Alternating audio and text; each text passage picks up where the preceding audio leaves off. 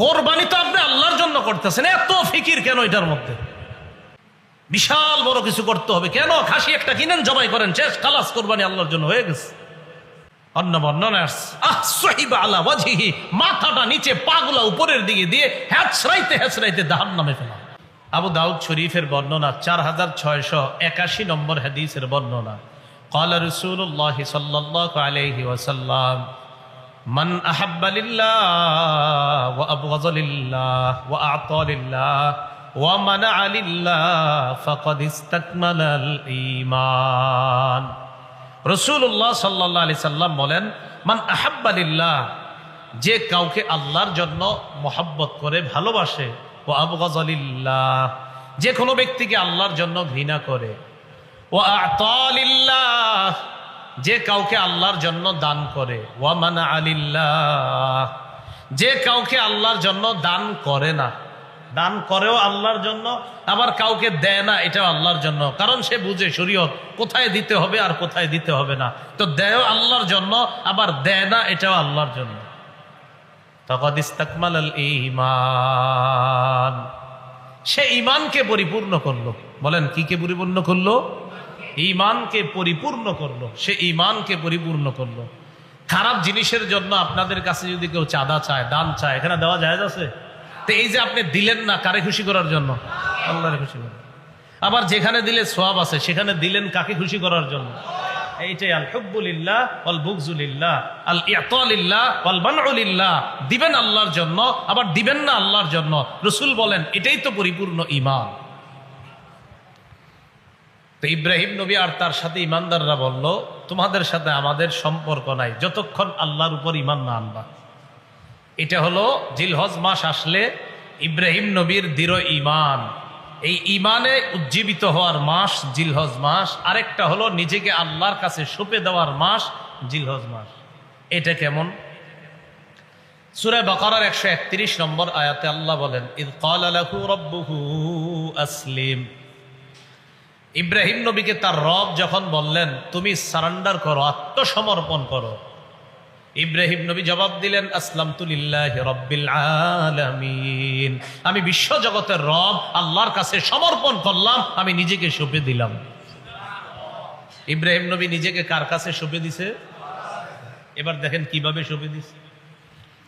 আল্লাহর কাছে নিজেকে সঁপে দেওয়ার সবচেয়ে শ্রেষ্ঠ দৃষ্টান্ত, আল্লাহর হুকুম পালন করতে গিয়ে জিলহজ মাসে নিজের সন্তানকে জবাই করার জন্য ইব্রাহিম নবী পরিপূর্ণ তৈরি হয়ে গেছে।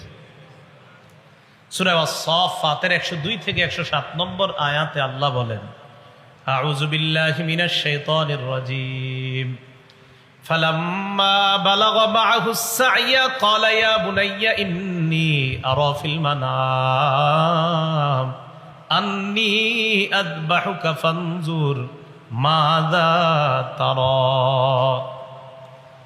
ইসমাঈল আলাইহিস সালাতু ওয়াস সালাম যখন তার আব্বার সাথে কাজ করার বয়সে উপনীত হলেন, মানে এখন কাজ করতে পারে। সন্তান কখন কাজ করতে পারে বাবা বুঝতে পারে না, যে হ্যাঁ ছেলেটারে এখন নিয়ে একটু কাজ টাজ করানো যায়। তো ইব্রাহিম নবী যখন কাজ করার বয়সে উপনীত হলেন, ইসমাইল নবী যখন কাজ করার বয়সে উপনীত হলেন, বাবা ইব্রাহিম নবী ইসমাইল নবীকে নিয়ে একদিন বের হলেন। ক্বালা ইয়া বুনাইয়া ইন্নী আরা ফিল মানাম আন্নী আযবাহুকা ফানজুর মাযা তারা। ইব্রাহিম নবী সন্তানকে বললেন, ইন্নী আরা ফিল মানাম আন্নী আযবাহুকা, আমি স্বপ্নে দেখলাম আমি তোমারে জবাই করতেছি। নবীদের স্বপ্ন সত্য, নবীদের স্বপ্ন ওহী। আমি তোমাকে জবাই করব, বাস। ফানজুর মাযা তারা, তুমি চিন্তা করে দেখো তোমার কি অভিমত। এখানে মুফাসসিরিনে কেরামের একদল লিখেছেন, ইব্রাহিম নবী সন্তানের অভিমত কেন চাইলেন? আল্লাহ হুকুম করছে বাস পালন করবে, এখানে সন্তানের অভিমত চাওয়ারই দরকার কি? হুকুম কার? হুকুম কার? তো আল্লাহর হুকুম পালনে আবার অভিমত কিসের? কথা বুঝছেন নি? সন্তানরে জবাই করতে বলছে আল্লাহ, বাস আল্লাহর হুকুম পালন করবে, এখানে অভিমত চাওয়া দরকার কি সন্তানের কাছে? মুফাসসিরিনে কেরাম খুব সুন্দর কথা লেখছে। ইব্রাহিম নবী সন্তানকে পরীক্ষা করতে চাইলেন কি? প্রথমে বুঝবেন, ইসমাইল নবী জবাবে হা বলুক আর না বলুক, ইব্রাহিম নবী তো জবাই করবেনি। শুধু পরীক্ষা করতে চাইলেন, দেখি আমার সন্তান আল্লাহর হুকুম পালনে কেমন আগ্রহী, এটা পরীক্ষা করতে চাইলেন। উনি হ্যাঁ বলুক আর না বলুক, জবাই তো করবে, কারণ হুকুম কার? আল্লাহ। তো এই জন্য সন্তানকে বললেন, তোমার কি অভিমত জানাও। সন্তান জবাব দিলেন, ইয়া আবাতি ফাল মা তুমার। ক্বালা, ইসমাঈল নবী বললেন, ইয়া আবাতি ফাল মা তুমার। আব্বা, আপনাকে যেই হুকুম করা হয়েছে, যে আদেশ করা হয়েছে, আপনি পালন করেন। কিসের আবার আমার অভিমত? সাতাজিদুনি ইনশাআল্লাহু মিনাস সাবিরিন। আব্বা, আল্লাহ চাহেন তো আপনি আমাকে ধৈর্যশীলদের অন্তর্ভুক্ত পাবেন। আমি ধৈর্যশীলতার পরিচয় দিব। আমাকে জবাই করবেন, আমি এমনটা না যে পালিয়ে যাব, আমিও যথেষ্ট সহযোগিতা করব, ধৈর্যের পরিচয় দিব। আপনি আল্লাহর হুকুম পালন করেন। ফালাম্মা আসলামা ওয়া তাল্লাহু লিল জাবিন। যখন দুজন আত্মসমর্পণ করলেন আল্লাহর কাছে, আগে একজনের কথা ইব্রাহিম নবী, এখন দুইজনের কথা বলে ফেলছেন আল্লাহ। ফালাম্মা আসলামা, তারা দুইজন যখন আল্লাহর কাছে আত্মসমর্পণ করলেন, এতে বোঝা যায় যে রবের হুকুম পালন করতে বাবা যেমন 100% প্রস্তুত, সন্তানও তেমন 100% প্রস্তুত। যে আব্বা, আপনি জবাই করবেন, আপনিও যেমন আল্লাহর হুকুমে আমারে জবাই করবেন, যেমন আপনি পরিপূর্ণ তৈরি, আমিও আপনার এই জবাইয়ে সাড়া দিব, আমাকে জবাই করবেন, আমি জবাই হওয়ার জন্য পরিপূর্ণ প্রস্তুত। এই জন্য আল্লাহ বলছে আসলামা, দুজন আত্মসমর্পণ করছে, জি আল্লাহ রাজি আছি আমরা। ওয়া তাল্লাহু লিল জাবিন। ছুরি চালাইছে ইব্রাহিম আলাইহিস সালাতু ওয়াস সালাম, ছুরিও চালাইছে। ইব্রাহিম আলাইহিস সালাতু ওয়াস সালাম যখন ছুরি চালাইলেন, আল্লাহ পাক রব্বুল আলামিন ডাক দিলেন, ওয়ানাদাইনাহু আইয়া ইব্রাহিম ক্বাদ সাদ্দাকতার রুইয়া। আমি ইব্রাহিমকে ডাক দিয়ে বললাম, ইব্রাহিম, তুমি যে স্বপ্ন দেখেছো, এই স্বপ্ন তুমি সত্যে পরিণত করেছো। আমি শুধুমাত্র তোমার থেকে এই স্বপ্নের বাস্তবায়নটা দেখতে চেয়েছিলাম। আমি তোমার কাছে কোরবানি চেয়েছিলাম, তুমি তৈরি কিনা।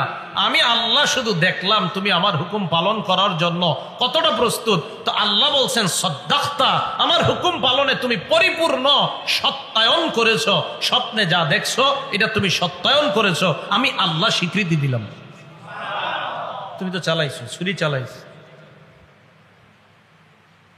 ইন্না কাযালিকা নাজিজিল মুহসিনিন। আল্লাহ বলে, নেককার মানুষদেরকে আমি এমনি পরীক্ষা করি। এজন্য মনে রাখবেন, আল্লাহ কোরবানি চান, কোরবানি নেন না। কি বলছি? নেন না, চায় আপনার থেকে তৈরি, আপনি তৈরি কিনা। বাস তৈরি হয়ে যখন পরিপূর্ণ রেডি, আল্লাহ ঠিক আছে যাও, আমি একটু দেখতে চাইছি, তখনই আল্লাহর পক্ষ থেকে সাহায্য আছে। বান্দা যখন পরিপূর্ণ তৈরি না, আল্লাহ আমি এটা করবই, ঠিক আছে, আমার সাহায্য তোমার উপর আসবে। ইব্রাহিম নবী পরিপূর্ণ তৈরি, সন্তান জবাই করবে, আল্লাহ ঠিক আছে, ওয়াফাদাইনাহু বিযিবহিন আযীম। আমি আল্লাহ ইসমাইলের পরিবর্তে বড় একটা প্রাণী, এর বিনিময়ে আমি আল্লাহ কোরবানির ব্যবস্থা করে দিয়েছি। বাস শুরু হয়ে গেল পশু কোরবানি করা। কি কোরবানি করা? পশু কোরবানির প্রচলন শুরু হয়ে গেল। তো জিলহজ মাসটা ইব্রাহিম নবীর মজবুত ইমান আর ইব্রাহিম নবী আল্লাহর কাছে নিজের সঁপে দেওয়ার একটা উজ্জীবিত হওয়ার মাস হলো জিলহজ মাস। এই মাস আসলে আমাদের এটা মনে পড়ে যে আল্লাহর কাছে নিজেকে সঁপে দিতে হবে, ইমান মজবুত করা, এটা তো সব সময় দরকার। বাকি এই মাসে ইব্রাহিম নবীর ওই সঁপে দেওয়া আমাদেরকে এটা মনে করিয়ে দেয়, যিনি এই মাসে তিনি সবচেয়ে বেশি পরীক্ষার সম্মুখীন হয়েছেন, কঠিন পরীক্ষা, যেটা বাবা তার আপন সন্তানকে জবাই করা। এটা পৃথিবীর কত বড় ধরনের পরীক্ষা, এটা শুধু বাবা বুঝবে, যে বাবা তার সন্তানের গলায় ছুরি ধরতে পারে। এরপর থেকে পশু জবাইয়ের প্রচলন শুরু হলো। জিলহজ মাসের আরেকটা বৈশিষ্ট্য, জিলহজ মাস আসলে আমরা যে সমস্ত কাজ কার জন্য করি বলেন তো? বলেন বলেন কার জন্য? এটা তো সব সময় করতে হবে, বাকি জিলহজ মাস আমাদেরকে এটা বেশি মনে করায় দেয়, শোনো তুমি সব আল্লাহর জন্য করবা, এটা জিলহজ আমাদেরকে মনে করায়। যেমন হাজি সাহেবরা ইনশাল্লাহ এবছর যারা হজ করবে, তো তারা কাবার সামনে দাঁড়াবে, দাঁড়িয়ে বলবে লাব্বাইক আল্লাহুম্মা লাব্বাইক লা শারীকা লাকা লাব্বাইক, আল্লাহুম্মা হে আল্লাহ, লাব্বাইক আমি হাজির, লা শারীকা লাকা লাব্বাইক আপনার কোনো অংশীদারিত্ব নাই, আমি হাজির, ইন্নাল হামদা সমস্ত প্রশংসা, ওয়ান নি'মাতা সমস্ত নেয়ামত, লাকা আপনার, ওয়াল মুলকা সমস্ত রাজত্ব আপনার, লা শারীকা লাকা লাব্বাইক আল্লাহ আপনার কোনো অংশীদারিত্ব নাই, আপনার সাথে কোনো শরীক নাই, আমি আল্লাহ হাজির আছি এখানে। হাজি সাহেব জিলহজ মাসে আল্লাহর কাছে টাকা পয়সা জানমাল সব খরচ করে গিয়ে আল্লাহর কাছে বলতে, আল্লাহর কাছে এটা বলে 4 দিন পর 3 দিন পর্যন্ত আপনার কি পরিমাণ মেহনত করে দেখেন, এইভাবে আগে পরে এদিকে সেখানে এখানে মেহনত করতে করতে শুধু বুঝায় কোথায় শরীরে আপনার ময়লা লাগতেছে, বালু লাগতেছে, পা গরমে কি পরিমাণ গরমের মধ্যে হাঁটতেছে, কিন্তু হাজি বুঝাইতেছে আমার এই হাঁটা, আমার এই ওঠা, আমার এই বসা, কাবার সামনে আমার উপস্থিত হওয়া, আরাফায় যাওয়া, মুজদালিফায় যাওয়া, মিনায় যাওয়া, মাবুদ আমি সব তোমার জন্য করতেছি। কিন্তু আপনি যদি এমনি চিন্তা করেন, আচ্ছা আরাফায় গিয়ে কি করে, কয় উকুফ, সেখানে অবস্থান করে, তো অবস্থান কি, অবস্থান কি মানে আমার রব বলছে এটা, বাস এটা করতে হবে, বাস এটাই তো রবের জন্য করা। মুজদালিফায় কি, যে সেখানেও যেতে হবে, এরকম কিছু নিয়ম কানুন পালন করতেও কি না, এটা রবের হুকুম, সেখানে যাব আমরা, গিয়ে এই কাজগুলা করব, এটাই তো রবের জন্য যে বান্দা সব করে।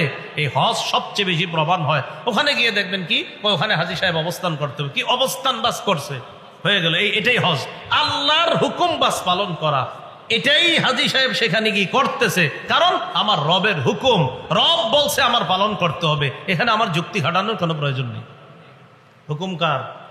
আল্লাহর। বাস। তো জিলহজ মাসে আমি যে সব আল্লাহর জন্য করি এটা মনে করায় দেয়।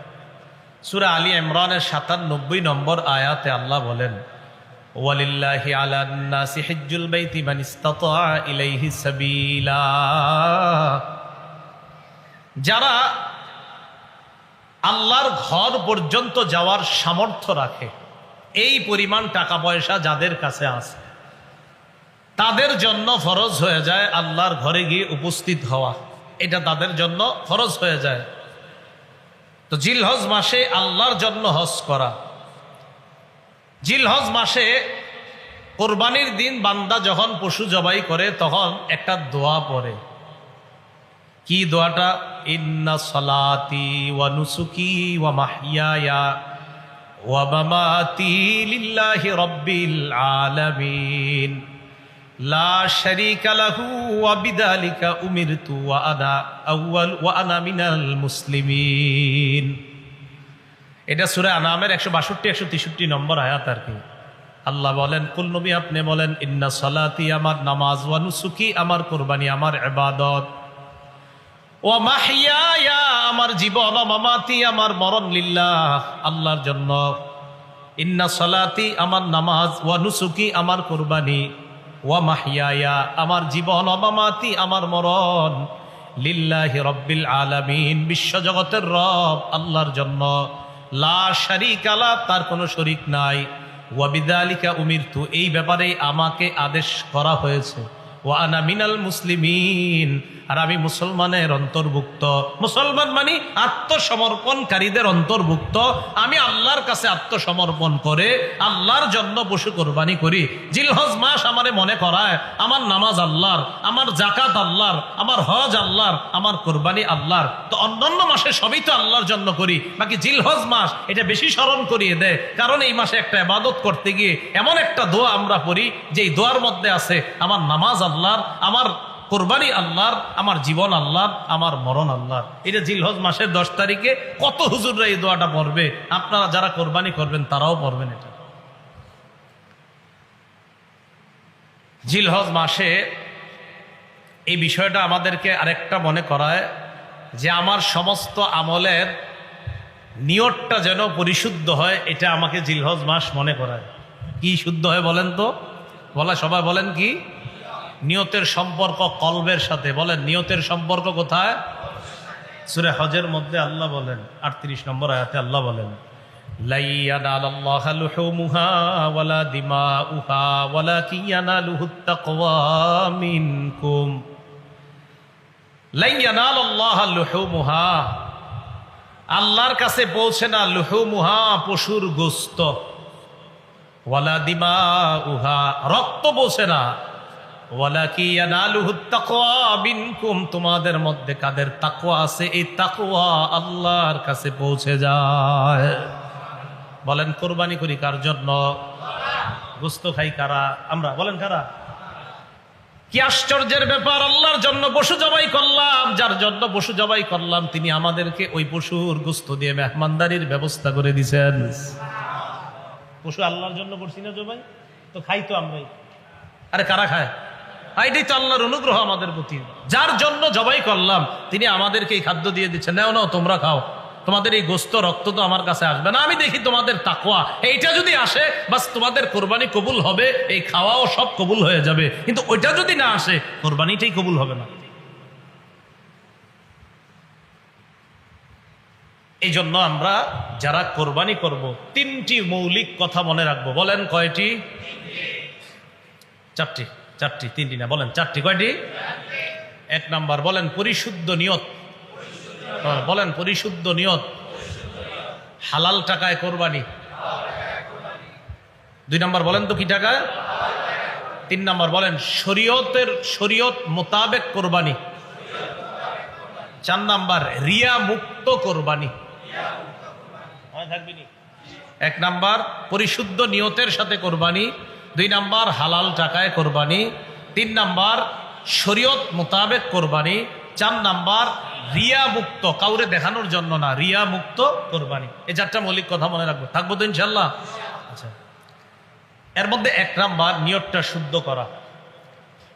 সহিহ বুখারীর বর্ণনা 1 নম্বর হাদিস, সহিহ বুখারীর প্রথম হাদিস, ওমর ইবনুল খাত্তাব রাদিয়াল্লাহু তাআলা আনহুর বর্ণনা। তিনি বলেন, আমি রাসূলুল্লাহ সাল্লাল্লাহু আলাইহি সাল্লামকে বলতে শুনেছি, ইন্নামাল আমালু বিন্নিয়াত। রাসূলুল্লাহ সাল্লাল্লাহু আলাইহি সাল্লাম বলেন, সমস্ত কাজের প্রতিদান নির্ভর করে নিয়তের উপর। বলেন তো সমস্ত কাজের আমলের প্রতিদান নির্ভর করে কিসের উপর? নিয়তের উপর।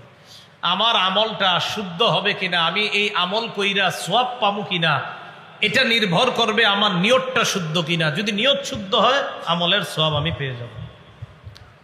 এখন আমি যে আপনাদের সামনে কথা বলতেছি, এই যে কথা বলতেছি, ইব্রাহিম নবী, ইসমাইল নবী, এটা কি কথা? বলেন কথা না কাজ? আমি যে বলতেছি এটা কথা না কাজ? বলেন সবাই, আবার বলেন কথা। বলেন এটা কি? হ্যাঁ, এই কথাটাও অঙ্গের কর্ম। বলেন এই কথাও অঙ্গের। আরেকটু ভালো করে বলেন কথা বলা। বলেন কথা বলা মুখ নামক অঙ্গের কর্ম। এখন এই কথা যদি ভালো কথা হয় এটা ভালো আমল, কথা যদি খারাপ কথা হয় এটা খারাপ আমল।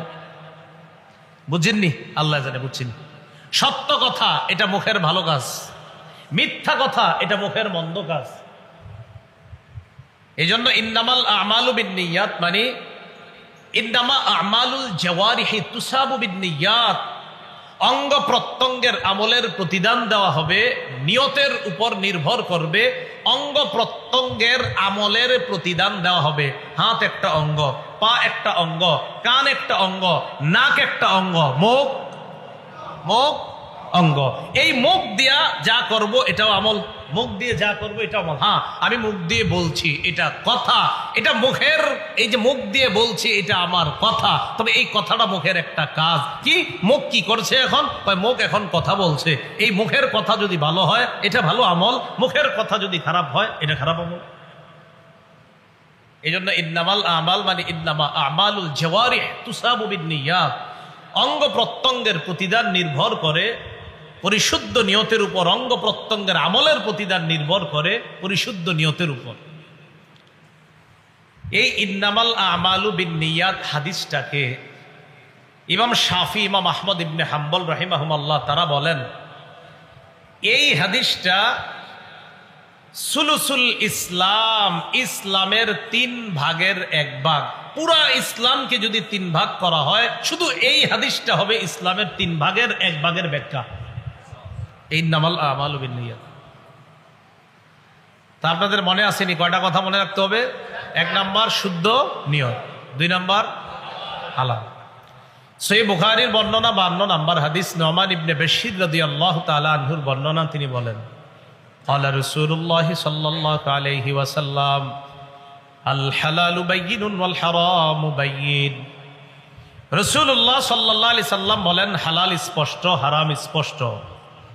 ওয়া বাইনাহুমা মুশাব্বাহাত ওয়া ফি নুসখা ওয়া বাইনাহুমা মুশতাবিহাত। হালাল স্পষ্ট, হারাম স্পষ্ট, এই দুইটার মাঝে কিছু বিষয় আছে অস্পষ্ট। ফামানিত্তাকাল মুশাব্বাহাত ওয়া ফি নুসখা ফামানিত্তাকাল মুশতাবিহাত। কোন ব্যক্তি যদি সন্দেহযুক্ত জিনিস থেকে বাঁচে, ফাকাদ ইস্তাবরা লিদীনিহি ওয়া ইরজিহি, ওই ব্যক্তি তার ধর্ম এবং তার মর্যাদা হেফাজত করে নেয়। যেই ব্যক্তি সন্দেহযুক্ত জিনিস থেকে বাঁচে, সে তার ধর্মকে রক্ষা করলো, তার মর্যাদাকে রক্ষা করলো। এখন আপনাদের কমন প্রশ্ন, হুজুর আমরা 3 জন শরীক, এর মধ্যে ওই উত্তর পাড়ার আব্দুর রহিমের টাকাটা একটু সন্দেহ লাগে আমার কাছে। তো সন্দেহ লাগলে এরা নিচ্ছেন কেন? শরিকানার একজনকে সন্দেহ লাগলে এরে নিতেছেন কেন? কথার কথা সন্দেহের মধ্যে 2টা দিক। হুজুর হালালও হতে পারে, হারামও হতে পারে। আল্লাহ না করেন যদি হারাম হয়, তা তো সবার কোরবানি বাতিল। আর হালাল হলে ঠিক আছে। তো এখন কথা হলো সন্দেহ যেহেতু, এটা করেন না আপনি। এই জন্য মাথায় রাখবেন, সন্দেহযুক্ত জিনিস থেকে বাঁচলে মাসালাও জিজ্ঞাসা করা লাগে না। এটা কিভাবে আমি প্রায় সময় বলি, 2টা ধান ক্ষেত, এই ধান ক্ষেতের মাঝখান দিয়ে একটা ছোট্ট আইল আছে, 2 পাশে 2টা রাস্তা আছে। এই 2 রাস্তা দিয়ে আপনি সহজে রাস্তা পার হতে পারবেন, আবার ধান ক্ষেত 2টার মাঝখানে ছোট্ট আইল দিয়েও পার হতে পারবেন। আপনার উচিত হলো 2 পাশে 2টা বড় রাস্তা আছে, এগুলো দিয়ে চলে যাওয়া। আপনি এটা না কইরা ধান ক্ষেত 2টার মাঝখান দিয়ে ছোট্ট একটা আইল, যে আইল দিয়ে চলার সময় 2 পাশের ধান ক্ষেতের ধান আপনার জামার মধ্যে লাগে কিনা? আপনি ওই পাশে রাস্তায় উঠছেন গিয়ে, এখন আপনার জামায় 12, 13, 20টা ধান 2 ক্ষেত থেকে লেগে গেছে। এখন মাদ্রাসায় ফোন দিছেন কুমিল্লা, ফোন দিয়ে মুফতি সাহেবকে জিজ্ঞাসা করলেন, হুজুর এরকম আমি আরেক 2 জনের ধান ক্ষেতের মাঝখান দিয়ে আসছি, আসার সময় আমার জামার মধ্যে কিছু ধান লেগে গেছে, এখন কি করা? তো যদিও মুফতি সাহেব ফতুয়া দিয়ে দিবে যে এটা তো তোমার অনিচ্ছায়, রাস্তা দিয়ে আসার সময় 2-4টা ধান লাগতেই পারে। এখন আমার কথা হইল, আপনি এই মাসালাটা দরকার হইল কেন? এটা কোন হ্যাঁ, আপনি ইন্দে যাইতে গেছি, আপনি মাঝখান দিয়া যাওয়ার কারণেই তো এই মাসালার জন্য ফোন দেওয়া দরকার। এই জন্য আমি বলি, সন্দেহযুক্ত জিনিস থেকে যারা বাঁচে ওদের মাসালার দরকার হয় না জীবনে।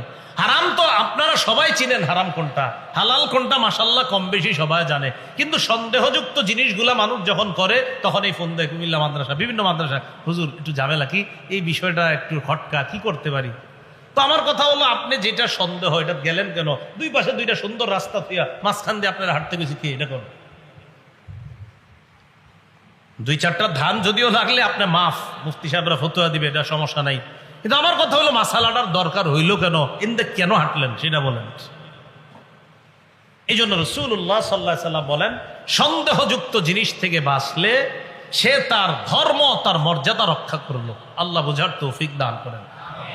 তো হারাম টাকায় কোনো শরীককে তো নিবিনি না কোরবানিতে, কিন্তু সন্দেহ যদি থাকে, আমি বলবো সন্দেহ থাকলে তার থেকেও দূরে থাকেন। আর আপনাদের উচিত হলো, যদি পারেন, সামর্থ্য থাকলে একা দেন। একা দিলে, হালালটা দিলে আপনারটাই দিছেন, হারামটা দিলে আপনি দিছেন, হ্যাঁ ঝামেলা নাই। আপনি জানেন কি দিছেন না দিছেন। শরিকানা যখন নিবেন, হ্যাঁ নিলে বুঝে শুনে। এই জন্য আপন 3 ভাই, আপন 4 ভাই, আপন 2 ভাই দিলে এটা খুব ভালো। কারণ আপন 3 ভাই যখন একসাথে দেয় কোরবানি, 3 ভাই জানে আমরা 3 ভাই কি কামাই করি না করি, তখন তাদের মাঝে এই সন্দেহগুলা কাজ করে কম, হারামের বিষয়টা, এই ঝামেলাটা কম আসে। কিন্তু যখনই আপনি অন্য কাউকে নিতে যাবেন, তখন এলাকার 5-6 জন বলবে, কিরে কারে নিলি কোরবানিতে, কেন জানোস না ওর সমস্যা আছে? এই তো আপনার ভিতরে শুরু হয়ে গেল ঝামেলা, হয় কিনা বলেন বিষয়গুলা? তো এই জন্য সন্দেহ যেখানে আছে, এখান থেকে আমরা বেঁচে থাকবো। আল্লাহ কথাগুলা বোঝার তৌফিক দান করেন। তাহলে আসেন, 1 নাম্বার নিয়ত শুদ্ধ, 2 নাম্বার হালাল সম্পদ দিয়ে কোরবানি দেওয়া, 3 নাম্বার শরীয়ত মোতাবেক কোরবানি কিভাবে জবাই করব, পশুটা কিভাবে জবাই করব না করব, পশু যখন জবাই করব আমরা কোন রগটা পর্যন্ত কাটতেই হবে, যেটা না কাটার আগ পর্যন্ত পশুটার কাছে ছুরি লাগায় আপনি চলে গেলেন, কসাই পরে জবাই করলো, এই বিষয়গুলা খুব ভালোভাবে। এই জন্য আলেম যখন কোরবানি করে, অনেক কসাইরা আপনারা থাকেন, আপনারা কি করেন যে হুজুর একটা পুষ দিয়ে চলে যান, না উনি পুষ দিয়ে চলে যান মানে একটা রগ আছে যেই রগটার মধ্যে ওইটা লাগতে হবে, লাগার পর এরপরে ওইটার জীবন যায়, জান যায়, ওই রগ পর্যন্ত অন্তত কাটতে দেন, এর আগ পর্যন্ত আপনি তাকে সরাই দেন না। আমি কিন্তু জবাই করি না, আমার বলতেছি না, যারা করে জবাই এটা করা উচিত। আমি অনেক আগে 10-12 বছর আগে একটা বা দুইটা পশু জবাই করছিলাম, জবাই করার সুযোগ হয় না বা কোনো কারণে করি না। এখন যাই হোক, এই যে এই কাজটা আপনারা যারা জবাই করবেন, ওলামা একরাম বা ছাত্র যারা জবাই করবেন, খুব মন এই জবাইয়ের সময় যেই রগটা আপনার, যেই রগটা অন্তত কাটতেই হবে, যেই রগটা কাটলে তার জানটা যায়, ওই রগ পর্যন্ত আপনি চাকুটা চালাবেন। হ্যাঁ, এরপর আপনি ঠিক আছে, ওরা দেখবেন মাঝখানে এইভাবে একটা আঘাত করে কসাইরা, এই কাজটা করতে দিবেন না। গরুর এই জায়গায় মাঝে একটা এইভাবে দেয়, এটা করতে দিবেন না। তো যাই হোক, শরীয়ত মোতাবেক করা, কোনো বেদাত যেন আমার কোরবানির মধ্যে প্রবেশ না করে, কোনো বেদাত যেন প্রবেশ না করে। এটা কেমন? গরু আপনি কোরবানির জন্য কিনলেন, কিনার পর কোরবানি দেওয়ার আগ পর্যন্ত এমন এমন কিছু কাজ করে এলাকার মানুষ, এটা আর কোরবানির যোগ্যই থাকে না। কি করে না করে, মানে কত রুসুম পালন করে, সব জায়গায় না, কিছু কিছু জায়গায় অনেক রুসুম পালন করে। এই রুসুমগুলা পালন করেন না। সহিহ বুখারীর বর্ণনা 2697 নম্বর হাদিস, আম্মাজান আয়েশা সিদ্দিকা রাদিয়াল্লাহু তাআলা আনহার বর্ণনা। আম্মাজান আয়েশা সিদ্দিকা রাদিয়াল্লাহু তাআলা আনহা তিনি বর্ণনা করেন, ক্বালা রাসূলুল্লাহ সাল্লাল্লাহু আলাইহি ওয়াসাল্লাম, আয়েশা সিদ্দিকা রাদিয়াল্লাহু তাআলা আনহা বলেন, রাসূলুল্লাহ সাল্লাল্লাহু আলাইহি সাল্লাম বলেন, মান আহদাসা ফি আমরিনা হাদা মা লাইসা মিনহু ফাহুয়া রাদ্দুন। আমাদের ইসলাম ধর্মের মাঝে যদি ইবাদতের নামে সওয়াবের আশায় নতুন কিছু কেউ অনুপ্রবেশ করায়, এবার আপনারা আমার সাথে বলেন, ইসলামের মধ্যে ইবাদতের নামে সওয়াবের আশায় নতুন কিছু করা বেদাত। মনে থাকবে নি? ইসলামের মধ্যে ইবাদতের নামে সওয়াবের আশায় নতুন কোনো কিছু আবিষ্কার করা, আবির্ভাব করা বেদাত। এটা কি বলেন? বেদাত। কত ধরনের পদ্ধতি আবিষ্কার হয়, আল্লাহ হেফাজত করেন। ইমাম মালিক রাহমাতুল্লাহি আলাইহি বলেন, মান ইবতাদা ফিল ইসলামি বিদআতান ইয়ারাহা হাসানা ফাকাদ জামা আন্না মুহাম্মাদান ক্বাদ খানা রিসালা। ইমাম মালিক বলেন, কোন ব্যক্তি যদি ইসলামের মধ্যে নতুন কিছু আবিষ্কার করে আর সে যদি এটাকে অনেক উত্তম মনে করে, কেমন যেন সে মুহাম্মদ সাল্লাল্লাহু আলাইহি সাল্লামের দায়িত্বকে খেয়ানত করে গিয়েছে, এই দাবি ওই ব্যক্তি করতেছে। আবার বলছি, কেউ ইসলামের মধ্যে নতুন কিছু ঘটাইছে, ঘটানোর পর এটাই উত্তম মনে করতেছে, হ্যাঁ এটাই সুন্দর, সে কেমন যেন এই দাবি করতেছে, আন্না মুহাম্মাদান ক্বাদ খানা রিসালা, মুহাম্মদ সাল্লাল্লাহু আলাইহি সাল্লাম দায়িত্ব পালনে খেয়ানত করেছে। বলেন নাউজুবিল্লাহ। কেন? কারণ উনি নতুন করে কিছু বানানোর অর্থ এলেই যে নবীজি পুরোপূর্ণ রেখে যাইতে পারে নাই, এই জন্য হজরতে নতুন একটা চালু করছে। এই জন্য রাসূলুল্লাহ সাল্লাল্লাহু আলাইহি সাল্লাম বলেন, আনা ফারাতুকুম আলাল হাউজ, আমি হাউজে কাউসারের পারে দাঁড়িয়ে থাকবো তোমাদেরকে পানি পান করানোর জন্য। মান মাররা আলাইয়া শারিবা, আমার সামনে দিয়ে যে অতিক্রম করবে সে হাউজে কাউসারের পানি পান করবে। ওয়ামান শারিবা লাম ইয়াজমা, আর যে হাউজে কাউসারের পানি পান করবে সে আর পিপাসার্ত হবে না। তাহলে নিয়ম কি জানলাম? হাউজে কাউসারের সামনে দিয়ে যে যাবে সেই পানি পান করবে, আর যে পানি পান করবে সে জান্নাতে যাওয়ার আগে আর পিপাসা লাগবে না, কিয়ামতের মাঠে কষ্ট হবে না। সুম্মা লা ইয়ারিদান্না আলাইয়া আকওয়ামুন ইয়ারিফুনানি ওয়া আনা আরিফুহুম ওয়া ইয়ারিফুনানি। এরপর আমার সামনে দিয়ে একদল মানুষ যাবে যাদেরকে আমি চিনি, যারা আমাকে চিনে, আমি তাদেরকে পানি পান করাইতে চাইবো যখন, ইউহালু বাইনি ওয়া বাইনাহুম, আমার মাঝে আর তাদের মাঝে একটা প্রতিবন্ধকতা সৃষ্টি করা হবে। আমি বলবো, আল্লাহ ইন্নাহুম মিন উম্মতি, তারা তো আমার উম্মত, আমার উম্মত আর আমার মাঝে কেন প্রতিবন্ধকতা সৃষ্টি করা হলো? তাদেরকে তো আমি পানি পান করাইতে চাই। নবীর সামনে দিয়ে যে যায় তাই বাণীবান করে, কিন্তু একদল আসার পর নবীর মাঝে আর তাদের মাঝে পর্দা দেওয়া হয়।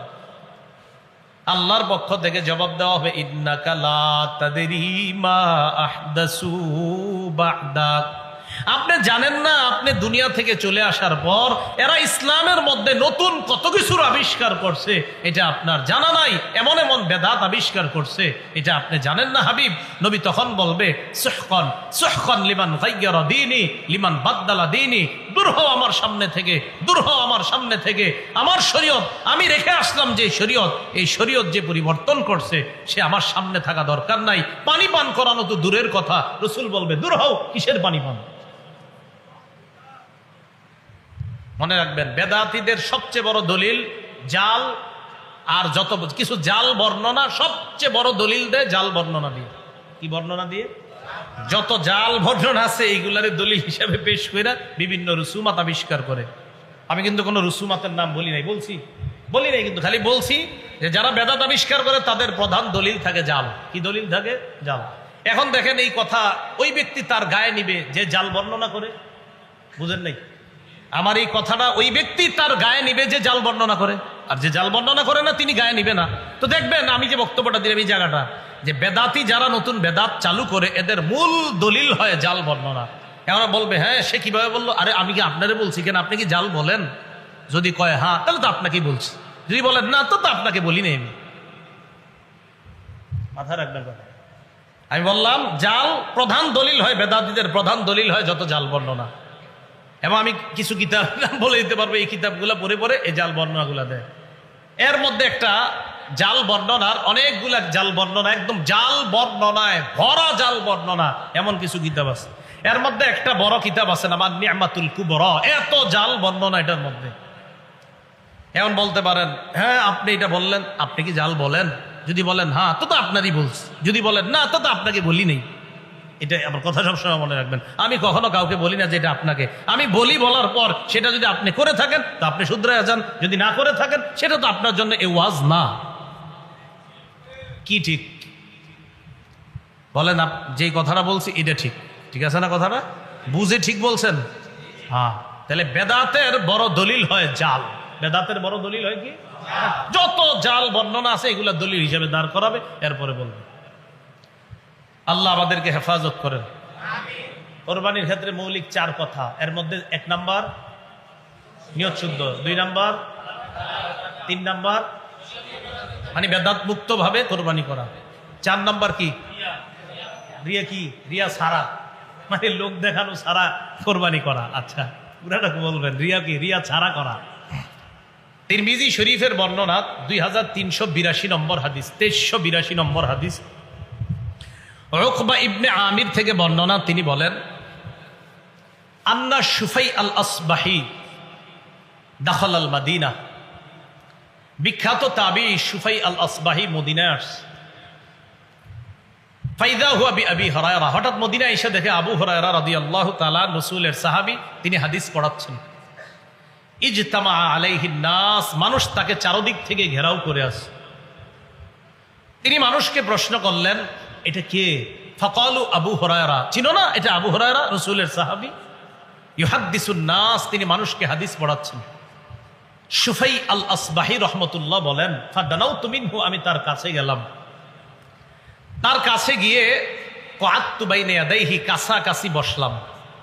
ফালাম্মা সাকাতা ওয়া খালা। হাদিস পড়ানো যখন শেষ করলেন এবং যখন তিনি একাকী হলেন, আমি তার কাছে গেলাম, গিয়ে বললাম, আপনার একটা কথা বলতে আসছি। আবু হুরায়রা রাদিয়াল্লাহু তাআলা আনহু বললেন, কি কথা বলো?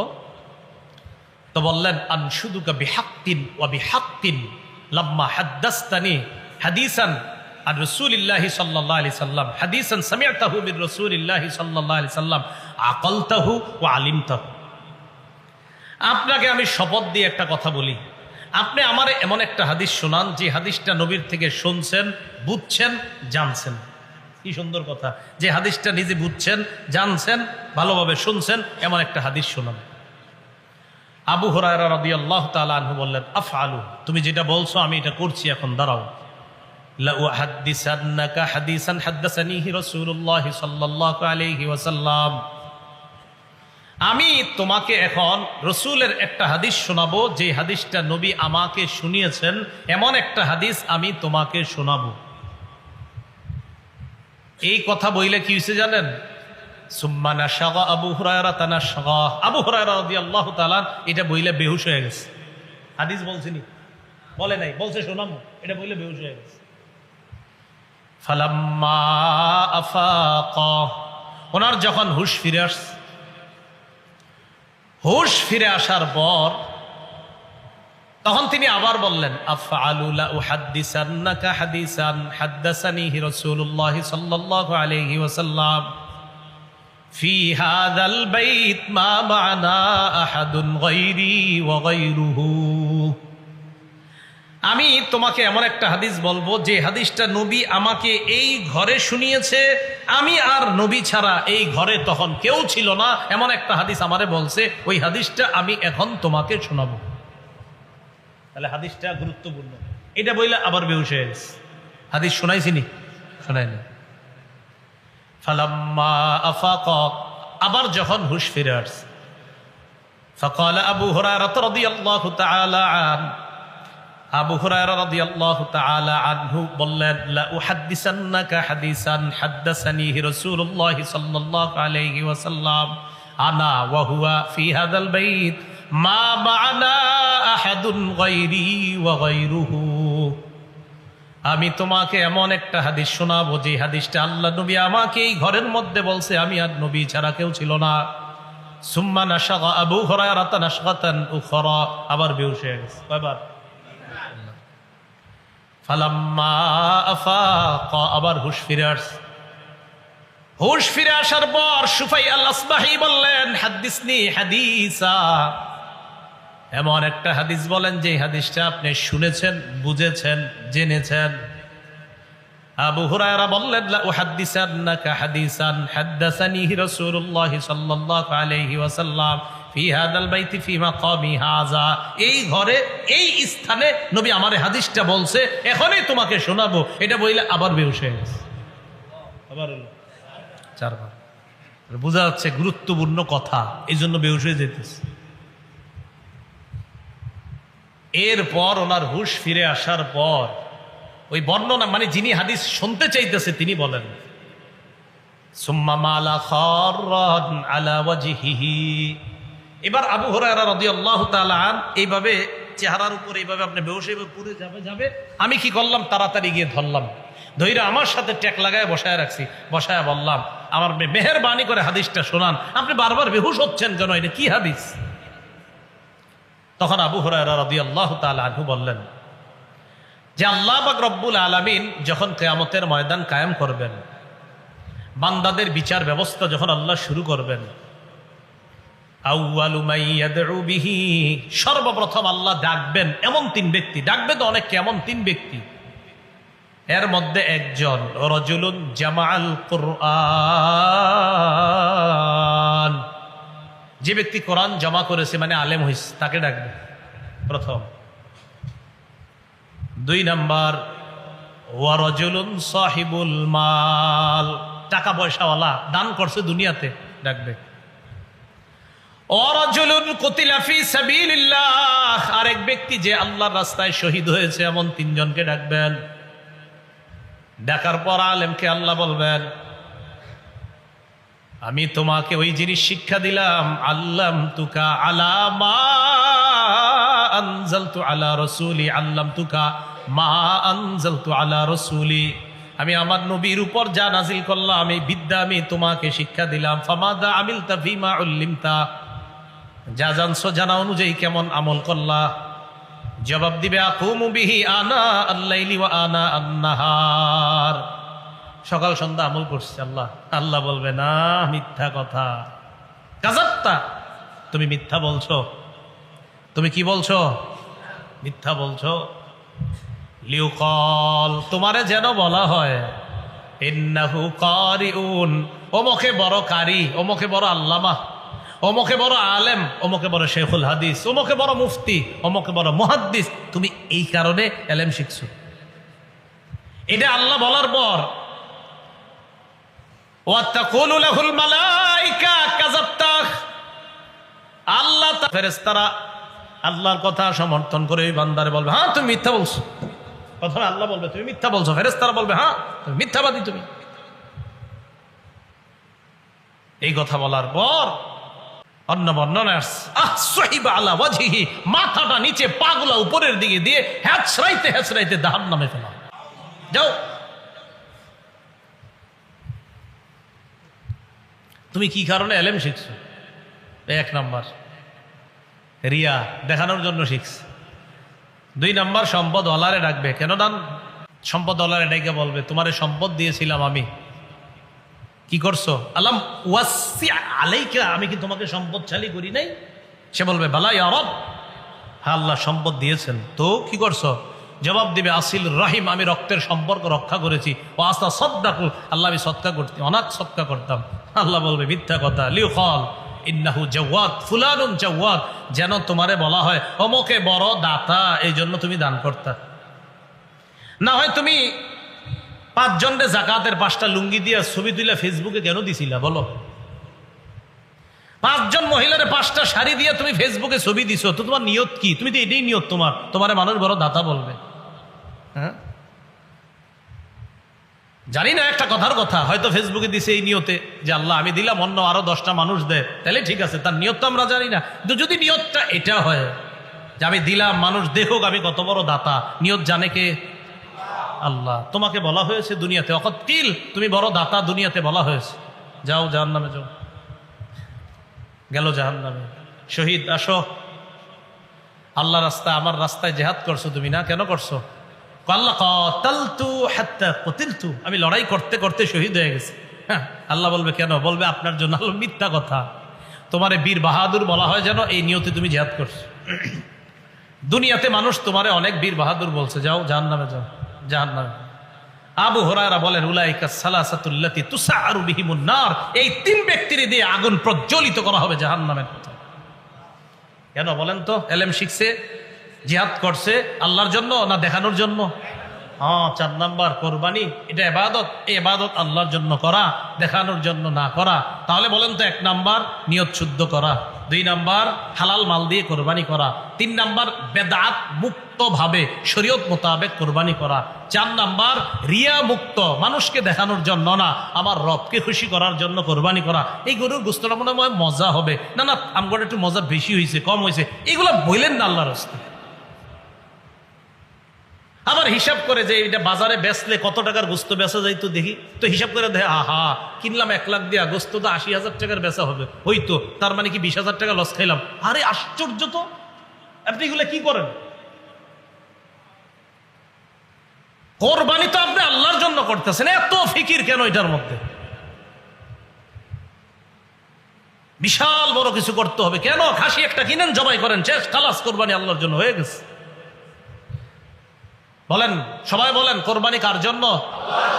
আল্লাহ কিছু যদি খাইতে দেয় খাবো, আল্লাহ তৌফিকে রিজিকে রাখলে খাবো, রিজিকে না রাখলে খাবো না। আমার মাকসাদ আমি পশু জবাই করছি আল্লাহর জন্য, রিজিকে থাকলে খাবো ইনশাআল্লাহ। এটা খাওয়ার আগেও তো মরে যেতে পারি, আমি কোরবানি দেওয়ার একটু পরেও মরতে পারি গোস্ত খাওয়ার আগে। আমার মাকসাদ গোস্ত খাওয়া ছিল না, আমার রব মায়া করে গোস্ত আমারে খাওয়ায়।